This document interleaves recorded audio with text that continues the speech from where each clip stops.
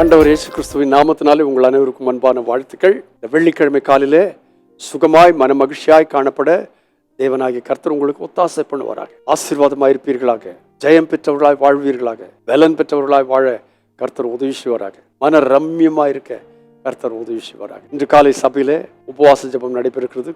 10 மணிக்கு வர முடிந்தவர்கள் எல்லாரும் வந்து கலந்து கொள்ளுங்கள். நம்முடைய வாழ்க்கையில ஜெபம் என்பது ஜெயத்தை கட்டளையிடும் என்பதை அறிந்து அதன்படி செய்ய ஓடி வாருங்கள். கர்த்தர் உங்களை ஆசீர்வதிப்பாராக. இந்த நாளிலே 12ஆம் சங்கீதத்தை உங்களுக்கு ஞாபகப்படுத்த விரும்புகிறேன். இதுவும் சங்கீதக்காரனாகி தாவீது எழுதின ஒரு சங்கீதம். அவனுடைய மனதில் ஒரு பெரிய ஏக்கம், அவனுடைய மனதில் ஒரு சங்கடம். ரட்சியும் கர்த்தாவே, பக்தி உள்ளவன் அற்று போகிறான், உண்மை உள்ளவர்கள் மனுபுத்திரர் இல்லை. எங்க பார்த்தாலும் உண்மையை காணோம், பக்தி உள்ளவரை காணோம். அவரவர் தங்களுடைய தோழர்களிடத்துல பொய்ய பேசுகிறார்கள், இச்சகமாய் பேசுகிறார்கள், தங்கள் வலையில் விழச் செய்கிறார்கள். இதெல்லாம் சொல்லிட்டு தன்னுடைய கர்த்தரை பற்றி அவன் நினைவு கூறுகிறான். 5ஆம் வசனத்தில் சொல்லியிருக்கு, ஏழைகள் பாழாக்கப்பட்டது நிமித்தம், எளியவர்கள் விடும் பெருமூச்சு நிமித்தமும் நான் இப்பொழுது எழுந்து அவன் ஏங்குகிற பாதுகாப்பிலே அவனை வைப்பேன் என்று கர்த்தர் சொல்லுகிறார். உலகத்தை பார்த்தா எப்படி இருக்கு? பக்தி உள்ளவனை காணோம், உண்மை உள்ளவர்களை காணோம், பொய் பேசுகிறவர்கள் நிறைந்திருக்கிறார்கள், பெருமை பேசுகிறவர்கள் நிறைந்திருக்கிறார்கள், மற்றவர்களை ஏளனமாய் நினைக்கிறவர்களாய் காணப்படுகிறவர்கள் ஏராளம் பேர். எங்கள் நாவுகளால் மேற்கொள்வோம் என்று சொல்லி பெருமை பாராட்டுகிறார்கள். ஆனால் அப்படிப்பட்டதான சூழ்நிலை எங்களுக்கு ஆண்டவன் யார் என்று கூட சொல்லுகிறார்கள். அப்படிப்பட்டதான சூழ்நிலையில பாதிக்கப்படுகிறவர்கள் யாரு?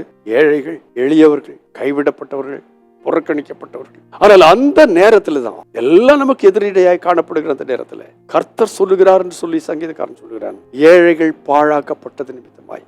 உங்களுடைய வாழ்க்கையின் எல்லைகளில் எங்கேயாயிலும் பாழாக்கப்பட்டவர்களாய் காணப்படுகிறீர்களா? எல்லாம் போச்சு, நான் என்ன செய்வேன் சொல்லுகிறீர்களா? பெருமூச்சு விடுகிறீர்களா? எளியவர்கள் விடும் பெருமூச்சு நிமித்தம்.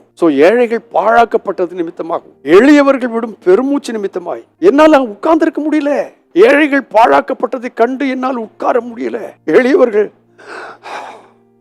அவளுக்கு பேச்சு வரல, பெருமூச்சு தான் வருது. அந்த பெருமூச்சை கண்டு என்னால் உட்கார்ந்து இருக்க முடியவில்லை. கர்த்தர் சொல்றாரு, அதன் நிமித்தமாய் கர்த்தராகிய நான் இப்பொழுது எழுந்து அவன் ஏங்குகிற பாதுகாப்பு இல்லாததுனால தானே ஏங்கிட்டு இருக்கிறான், அவன் ஏங்குகிற பாதுகாப்பிலே அவனை வைப்பேன் என்று கர்த்தர் சொல்கிறார். இந்த நாளிலே பாதுகாப்புக்காக ஏங்கி நிற்கிறீர்களா? பாழாக்கப்பட்டிருக்கிறீர்களா?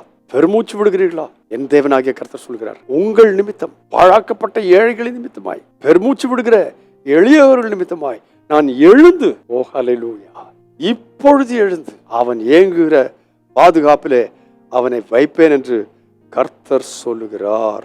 அதுக்கு அடுத்த வசனம் அழகா சொல்றாரு. இது சாதாரண வார்த்தை இல்லை, கர்த்தருடைய சொற்கள். மண் உலையில் 7 தரம் உருக்கி புடமிட்ட வெள்ளிக்கு ஒப்பான சுத்த சொற்களா இருக்கிறது. கர்த்தர் சொன்னால் அவைகள் சுத்தமான சொற்கள், உண்மையான சொற்கள், புடமிடப்பட்ட வெள்ளிக்கு ஒப்பான சொற்கள். இந்த வார்த்தைகளினாலே இந்த காலை வேளையில் உங்களை கர்த்தர் தைரியப்படுத்துவாராக.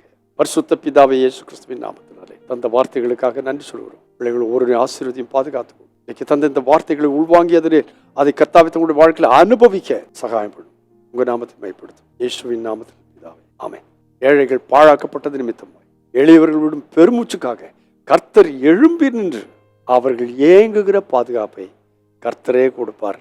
God bless you abundantly again and again and again and again. Amen.